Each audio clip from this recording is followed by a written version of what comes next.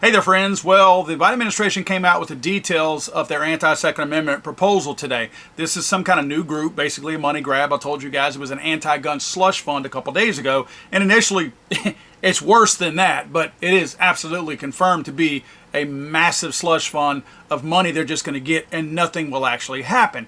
Let's go into a little bit of detail using some of the footage from the White House Rose Garden conference today. First of all, we had the cackler-in-chief that got up there and said a couple of stupid things. President Biden and I believe in the Second Amendment, but we also know common sense solutions are at hand. But she's going to be the one in charge of all this. And Biden had to make sure that we knew he was serious. He wasn't joking. Look, as a side note before I play this, I want you to understand this. Anytime Biden says, I'm not kidding, that's no joke, I'm serious about this, that's not hyperbole, he's lying.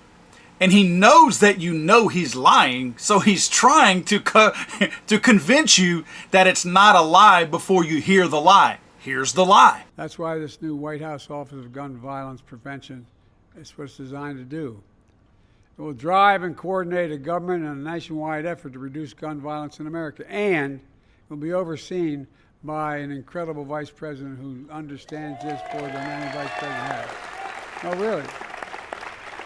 That's not hyperbole, that's a fact. So we know if Harris does as good a job as the anti-gun czar that she's done on the border, we know that nothing happens. The good news is their goal obviously is going to be anti-gun. So if she screws up as bad with their anti-gun initiative, then maybe that works in our favor, because she's certainly done just the opposite as what she was supposed to do on the border with 10,000 illegal aliens coming in a day. I don't call them migrants because birds migrate. I call them illegal aliens because that is the correct term of these people coming into our country illegally.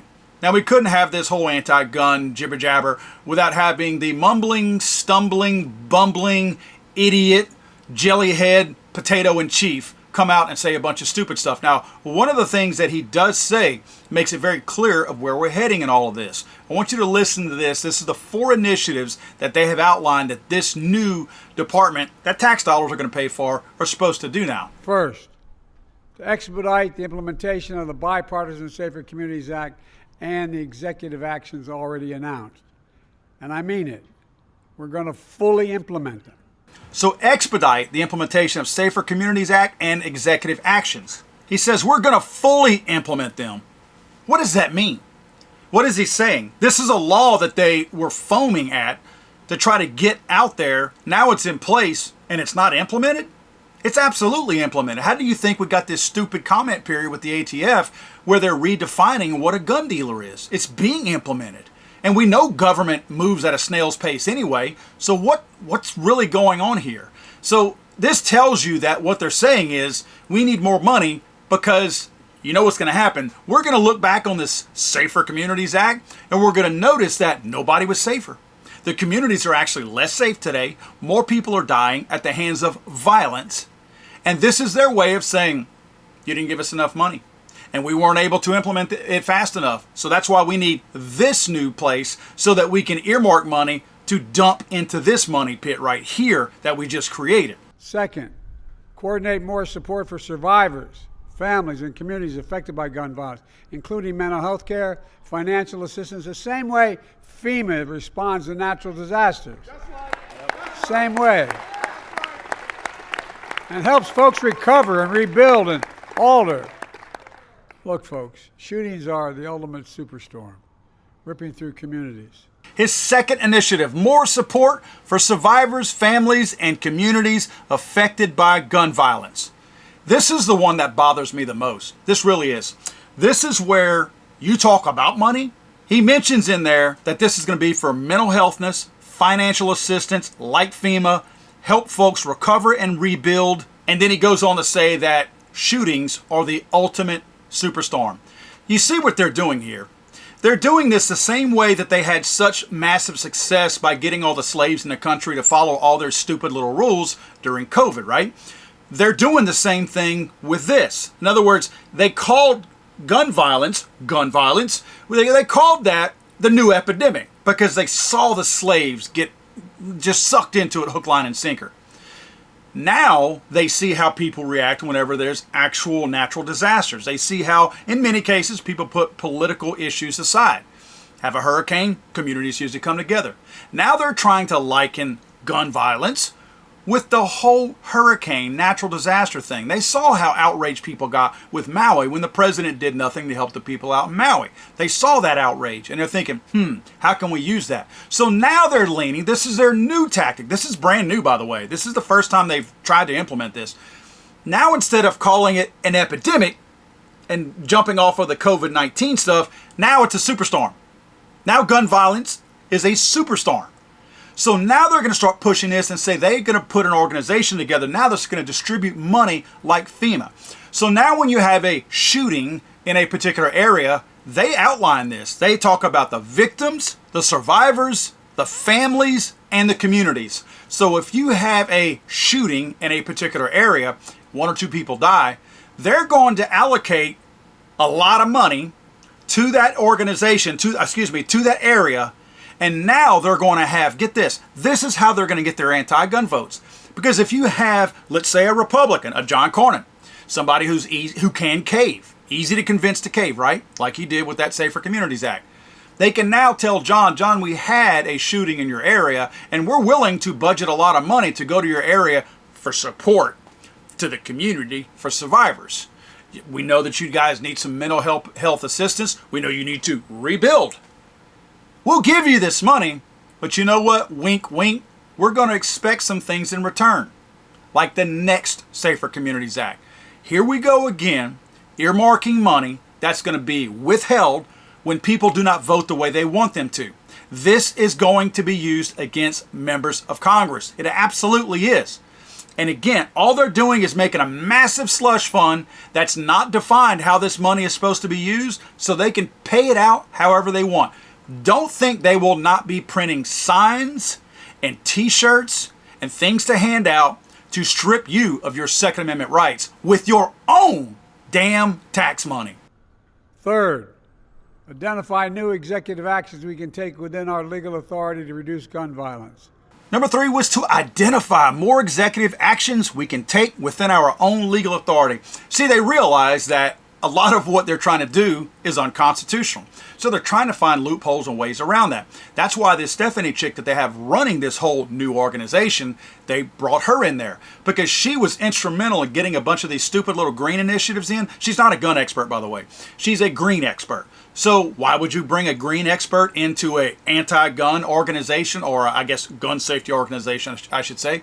Because she's a fundraiser and she knows how to shove things and get them pushed through via executive order, executive action. That's why they brought her in here. She's not an expert on guns. She's an expert on pushing executive orders through. That's why she's here. She's looking for workarounds to not have to use Congress and to go completely around them and get things put illegally in place. Now, I will give you the best advice I could ever give you. Ignore every executive action. They're not laws. Screw them. And fourth, expand our coalition of partners in states and cities across America, because we do have partners to get more. We need more state and local help to get these laws passed locally as well. Fourth and finally, expand coalitions of partners in cities and states. Biden says we need more state and local help to get these laws passed through. You know exactly what they're talking about. They're talking about red flag gun laws. They know at the federal level, red flag gun laws are unconstitutional. They are at the state level too.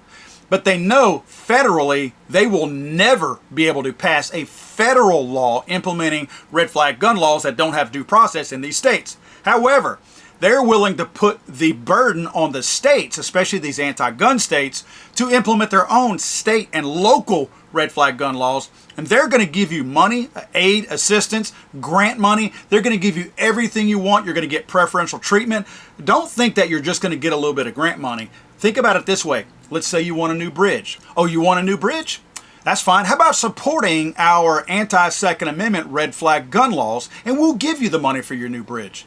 That's how Washington, D.C. works. These people in the Democrat Party and these people in the anti-gun wacko left party, they think long game. That's the problem with some of these jackasses on the conservative side. They don't think long game. These people, they think the long game. They're planning for the long haul on this. Now, how does this affect you? This affects you in many ways. This means now that if there's a shooting in your area, there's going to be money that comes in your area. They're going to put a new statue up. They're going to build a library. They're going to, whoever wants any kind of financial assistance, guess what? Now you're going to get a $2,000 check with Joe Biden's name on it.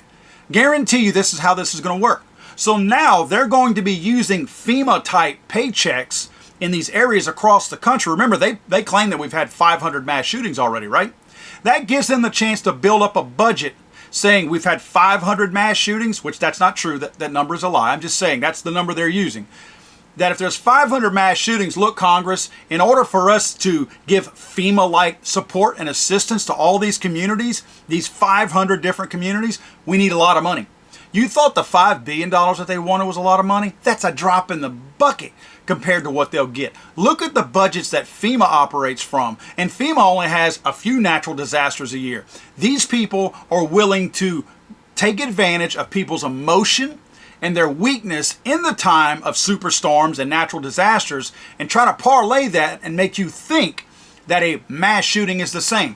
And where's this money going to wind up at? What communities is it going to wind up at? That's easy. It's really easy. How do you get 500 mass shootings like they keep calling it? You know how? You include every gang shooting, every conflict shooting out there. That's how you get there. Where do those take place at? Inner cities. Democrat-run dumps is where this happens. So they have predetermined, they already know where this money's going because that's where your hot spots are. That's the only way you get 500 mass shootings in, 9 months? Is by including and counting the drug deal going bad at the tennis courts at 2 a.m. in the morning where nobody's supposed to be at that time. That's how you get that. That's where the money's going. They know that's where it's going to go. They've recognized that, and they realize that in all of these Republican-run areas, conservative-run areas, they're not going to get a dime because guess what? That's not where they're happening at. You're going to have billions of dollars going to people in these communities and giving them little cards and saying compliments of the anti-gun initiative. These people now are either going to be expected to vote the way these people want them to, or they're so stupid already that they're just going to vote that way anyway because that's what the slave master tells them to. If you are not smart enough to pull away from your slave master that has done everything that they could possibly do over the course of time to keep you bundled up in these little communities that get very, very little support, very little recognition. The support from local government is nothing. It's not. They don't care that babies are getting killed. They could care less. And I don't care what race it is. Obviously, there's plenty of white people in these inner city communities. So these people don't care. All they care about is making sure that you are stupid enough to keep following along and being a slave to the system like you are. Because as long as they give you a little bit of cheese every now and then, you're going to be stupid enough to keep voting for them. God save the Queen, man. I'm sorry, I thought this was America.